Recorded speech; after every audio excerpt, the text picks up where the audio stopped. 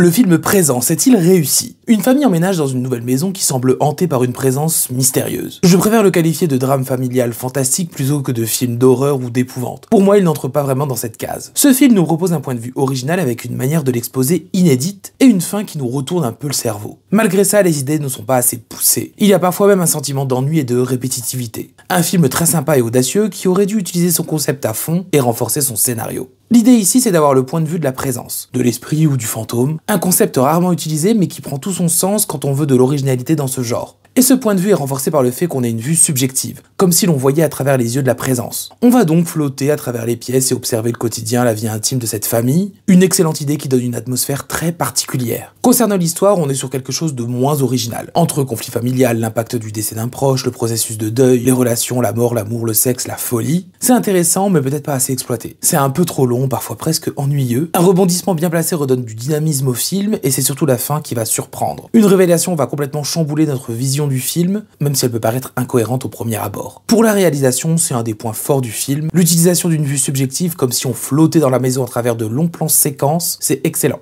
Il y a un vrai travail sur les bruits et les sons qui renforcent l'immersion. Les acteurs sont plutôt bons.